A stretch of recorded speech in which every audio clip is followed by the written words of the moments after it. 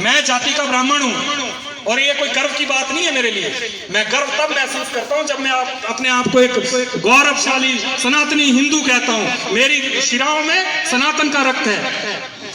ब्राह्मण होने का गर्व नहीं है मुझे, और मुझे कोई आपत्ति नहीं है किसी भी अपने हिंदू समाज के भाई बंधु के साथ भोजन करने में।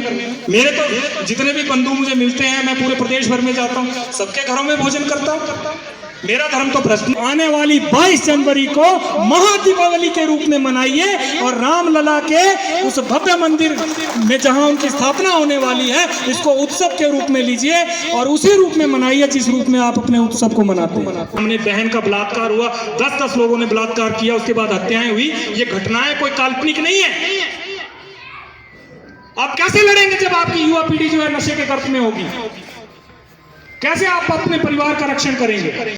यहाँ दिन भर हम जय श्री राम का नारा लगाएंगे, राम राज्य की बात करेंगे और शाम को दारू पी करके माँ बाप को गाली निकालेंगे, उनके साथ लड़ेंगे। गलत तो नहीं बोल रहा हूँ? साथियों नमस्कार, क्या हाल चाल है? उम्मीद करता हूँ आप सब बढ़िया होंगे। तो आज मैं आपको ले जाने वाला हूँ हमारे भुंजरड़ू में आज विराट हिंदू सम्मेलन, और वहाँ में आने वाले हैं हिंदू हृदय सम्राट श्री कमल गौतम जी। क्या कुछ कहते हैं श्री कमल गौतम जी, आइए सुनते हैं और मिलते हैं वीडियो के अंत में। मैं प्रत्येक हिंदू से यह आह्वान करता हूं कि आप भी लीजिए। आप आज के हिंदुओं की यह हालत है, बिस्तर में कुत्ते को सुला करके उसके साथ बिस्किट खा लेंगे। बिस्तर में कुत्ते को सुला करके उसके साथ बिस्किट खा लेंगे, लेकिन उनके जैसा हार्ड मांस का बना हुआ व्यक्ति उसको चमार शूद्र कह करके उसके हाथ का पानी पीने में उनको दिक्कत होती। कैसे कल्याण होगा इस हिंदू समाज का? और इन कुरीतियों को, इन विभेदों को कौन दूर करेगा? हमें स्वयं से शुरुआत करनी पड़ेगी। मैं जाति का ब्राह्मण हूं और ये कोई गर्व की बात नहीं है मेरे लिए। मैं गर्व तब महसूस करता हूं जब मैं अपने आप को एक गौरवशाली सनातनी हिंदू कहता हूं। मेरी शिराओं में सनातन का रक्त है। ब्राह्मण होने का गर्व नहीं है मुझे, और मुझे कोई आपत्ति नहीं है किसी भी अपने हिंदू समाज के भाई बंधु के साथ भोजन करने में। मेरे तो जितने भी बंधु मुझे मिलते हैं, मैं पूरे प्रदेश भर में जाता हूँ, सबके घरों में भोजन करता हूँ। मेरा धर्म तो भ्रष्ट नहीं हुआ आज तक, और माँ भारती के आशीर्वाद से निरंतर हिंदू समाज की सेवा का जो सामर्थ्य है मुझे मिला है, वो सब इस विराट हिंदू समाज के आशीर्वाद के कारण है। तो मेरा आप लोगों से आह्वान है कि इन सारे विषयों पर गंभीरता से विचार करें। आज सबसे बड़ा जो चुनौती हिंदू समाज के सामने है, एक अंतरराष्ट्रीय षड्यंत्र के रूप में, वो है नशा। आज हमारे युवा, हिंदू युवा विशेषकर नशे के गर्त में जा रहे हैं। यहाँ का मुझे पता नहीं यहाँ की क्या स्थिति है, लेकिन दूसरे जिलों की अगर बात करें, चाहे बिलासपुर है, चाहे हमीरपुर है, चाहे कांगड़ा है, चाहे मंडी है, चाहे शिमला है, चिट्टा एक बहुत बड़ी समस्या बनकर के आज हिमाचल के हिंदू समाज के सामने खड़ा है। और इस नशे के जो सप्लायर हैं वो सब विशेष मानसिकता वाले लोग हैं। अधिकांश बिलासपुर में जितने भी मामले पकड़े गए, उसमें जो होलसेलर, थोक के जो इनके नशा के व्यापारी थे, वो सब जो है उसी मानसिकता के लोग। और गर्त में कौन जा रहा है? हिंदू नौजवान जा रहा है। आपकी पीढ़ियों को योजनाबद्ध तरीके से खोखला किया जा रहा है, ताकि देखिए, जब आपके किसी भाई की भुजाओं में सामर्थ्य नहीं होगा तो अपनी माँ की, अपनी बहन की रक्षा कैसे करे? जो खुद अपने पैरों पे खड़ा नहीं हो सकता, वो अपनी बहन की इज्जत कैसे बचाएगा? कैसे उसको लफ्ज़ी हाथ से बचाएगा? वो भगवान ना करे कभी संघर्ष की स्थिति पैदा हो, जिस प्रकार का वातावरण आज पूरे विश्व भर में चल रहा है, और एक पिशाचक मानसिकता से भरे हुए लोग जो है, इस प्रकार की घटना इजराइल में क्या हुआ वो किसी से छिपा नहीं है। जो इजराइल में हुआ वो भारत पहले झेल चुका है। 1947 में हमने झेला है वो सारा। कश्मीर में कश्मीरी हिंदुओं ने वो चीजें झेली हैं। आज भी कई बार जब मैं जाता हूं कैंपों में, कई कश्मीरी हिंदू मेरे मित्र हैं, उनसे मिलना होता है, जब वो अपनी कहानियां सुनाते हैं और अपनी बातें बताते हैं कि किस प्रकार भाई के सामने बहन का बलात्कार हुआ, 10-10 लोगों ने बलात्कार किया, उसके बाद हत्याएं हुई। ये घटनाएं कोई काल्पनिक नहीं है। आप कैसे लड़ेंगे जब आपकी युवा पीढ़ी जो है नशे के गर्त में होगी? कैसे आप अपने परिवार का रक्षण करेंगे? इन विषयों के ऊपर हिंदू समाज को चिंतन और विचार करना पड़ेगा। आज जो है आप देखिए, जब मैं बात करता हूं कि हिंदू राष्ट्र की परिकल्पना कैसे पूरी हो और उस दिशा में हम कैसे बढ़ें, और राम राज्य लाने की जब हम बात करते हैं, तो मैं कहता हूं इस देश ने हरित क्रांति देखी। जब खूब फसलें हुई और फसलों के ऊपर काम किया गया, हरित क्रांति आई, अनाज की कोई कमी नहीं रही। उसके बाद दुग्ध क्रांति, श्वेत क्रांति आई, जिसको हम सफेद क्रांति के नाम से भी जानते हैं, और दूध की भी नदियां इस देश में बहने लगी। लेकिन इन सब क्रांतियों और औद्योगिक क्रांति आई, जिसमें उद्योग धंधे जो खूब बढ़े, साथ में और प्रौद्योगिकी की जो क्रांति आई, जिसमें आपके हाथ में हर व्यक्ति के हाथ में मोबाइल, लैपटॉप और कंप्यूटर आ गया, उस क्रांति ने भी इस देश का बहुत भला किया।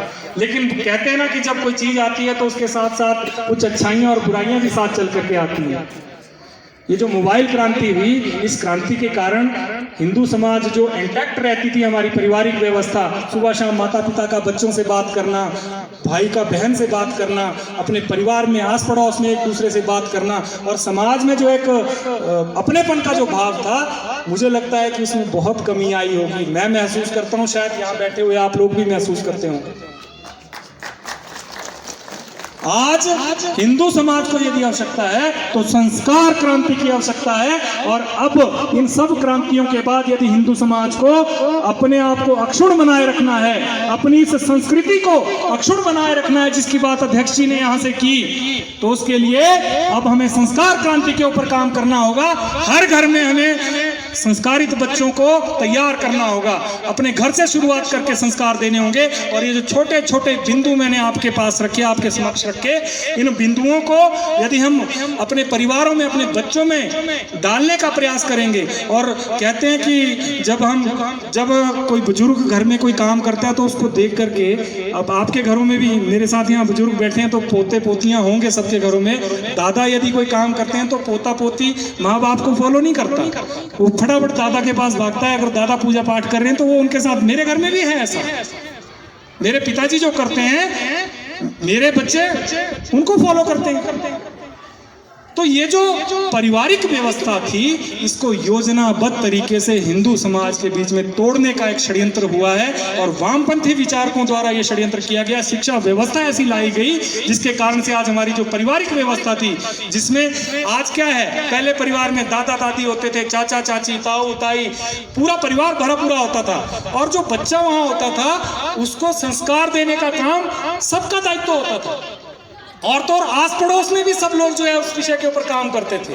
लेकिन आज क्या हो गया, आज मेरा परिवार कौन हो गया, मैं, मेरी बीवी और मेरा बच्चा ही मेरा परिवार रह गया। तो भैया संस्कार, अब पति पत्नी को तो समय नहीं, एक भी ड्यूटी जा रहा है, दूसरा भी ड्यूटी जा रहा है, और ऊपर से मोबाइल की बीमारी, तो बच्चे को कहाँ समय लगेगा, कौन संस्कार देगा बच्चों को।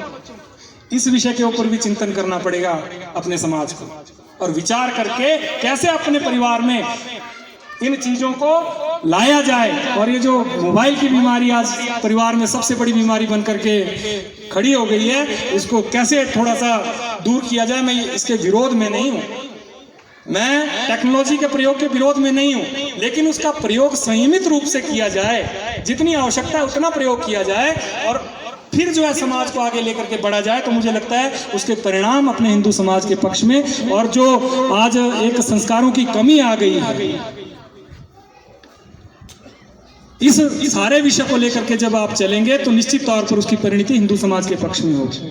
और संस्कार जो है जन्म से मृत्यु तक, जब हम संस्कार की बात करते हैं, कोई भी संस्कृति उसके संस्कारों पर टिकती है। हिंदू संस्कृति की जब हम बात करते हैं तो ये संस्कार हमारे पूर्वजों ने आगे तक, अगली पीढ़ियों तक पहुंचाए हैं, जिसके कारण से हम लोग आज जो है गर्व से कहते हैं कि अध्यक्ष जी ने कहा मुझे गर्व है कि मैं हिंदू हूं। एक जीवन पद्धति है, उस जीवन पद्धति को लेकर के जब हम आगे चलते हैं तो वो चीजें हमारी अगली आने वाली पीढ़ियों में भी जानी चाहिए। और निश्चित तौर पर हमें सबसे पहले अपना घर ठीक करना होगा। हिंदू परिवारों में जो आज खामियां आ गई हैं, जो त्रुटियां आ गई हैं हमारे संस्कारों में, उनको दूर करना होगा, और माताओं और बहनों का इसमें अहम रोल हो जाता है। मातृशक्ति यदि तय कर ले कि अपने बच्चों में हमने ये संस्कार देने हैं, तो निश्चित तौर पर उनको ऐसा करने से कोई रोक नहीं सकता।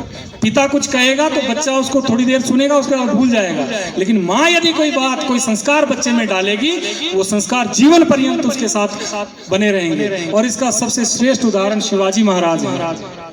शिवाजी महाराज का लालन पालन उनके पिताजी ने नहीं किया था। शिवाजी महाराज को बड़ा करने में और जैसे वो हैं वैसा बनाने में उनके पिताजी का रोल नहीं था। शिवाजी महाराज जैसे शूरवीर शौर्यवान बने, वो उनकी माता की शिक्षाओं और उनके लालन पालन के कारण बने। उसका श्रेय जीजाबाई को जाता है, ना कि उनके पिताजी को जाता है। तो इसलिए माताओं को आज आवश्यकता है, हिंदू समाज की माताओं को, वो जीजाबाई के रोल में आए और अपने घरों से शिवाजी बना करके अपने बच्चों को निकाले। ये मैं आह्वान करने आप लोगों के बीच आया हूं। और देखिए, संस्कार जो है वो हिंदू संस्कृति का आधार है। जन्म से मृत्यु तक संस्कारों के ऊपर ही ये हिंदू संस्कृति टिकी है। और हिंदू समाज के उत्कर्ष के मूल में भी यही संस्कार हैं। जब हम भगवान राम को अपना आदर्श मानते हैं, उनका जयकारा लगाते हैं, तो जरा उनके जीवन में जो घटनाएं हुई उनको अगर हम स्मरण करें तो हमें ध्यान में आता है कि बहुत सी माँ के साथ उनका व्यवहार कैसा था। यहाँ दिन भर हम जय श्री राम का नारा लगाएंगे, राम राज्य की बात करेंगे, और शाम को दारू पी करके माँ बाप को गाली निकालेंगे, उनके साथ लड़ेंगे। गलत तो नहीं बोल रहा हूं? ऐसे आएगा राम राज्य? होता है ना ऐसा जो मैं बात बोल रहा हूं? मैं व्यवहारिक बात कर रहा हूं, कोई हवा में बात नहीं कर रहा हूं। ये सच्चाई है, कड़वी सच्चाई है। तो इन चीजों के ऊपर हम लोगों को काम करना पड़ेगा। और जब मैं भगवान राम की बात करता हूं तो हिंदू समाज के शौर्य और सामर्थ्य के कारण 1992 में एक घटना हुई थी। एक कलंक इस देश की छाती पर बाबरी के नाम से था। उस कलंक को हिंदू समाज के सामर्थ्य ने मिटाने का काम किया था। आज उस स्थान पर भगवान राम के भव्य मंदिर का अनावरण होने वाला है। रामलला जो है अपने घर में स्थापित होने वाले हैं। उसके लिए संपूर्ण हिंदू समाज बधाई का पात्र है। आप सबको बधाई देना चाहता हूं। आज पुनः एक बार हिंदू समाज को शौर्य जागरण की आवश्यकता है। लगभग 500 वर्षों के संघर्षों के बाद हिंदू समाज ने 3 लाख से अधिक बलिदान दिए, तब जाकर के राम जन्मभूमि जो है आज रामलला के नाम हो पाई। रामलला आज वहां विराजमान होने वाले हैं और आने वाली 22 जनवरी को उनको वहां विराजमान किया जाएगा। मेरा आप लोगों से आह्वान है, आप लोगों ने अभी दिवाली मनाई, सबने मनाई दिवाली। और दिवाली क्यों मनाते हैं हम? राम भगवान उस दिन अयोध्या पहुंचे थे। तो यह हम सबका सौभाग्य है।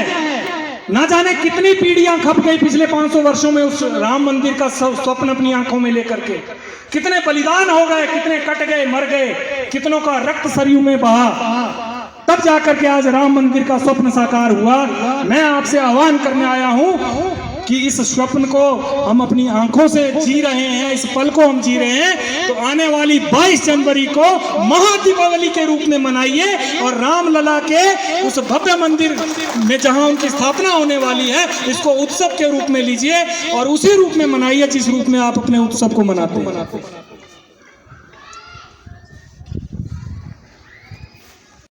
तो दोस्तों, कैसी लगी आपको हमारे हिंदू हृदय सम्राट श्री कमल गौतम जी की बातचीत? अगर अच्छी लगी हो तो लाइक, कमेंट, शेयर, और चैनल पे नए हो तो चैनल को सब्सक्राइब करना ना भूलें। तो मिलते हैं एक और ऐसी मज़ेदार वीडियो के साथ। तब तक के लिए जय हिंद, जय हिमाचल, जय चुराह।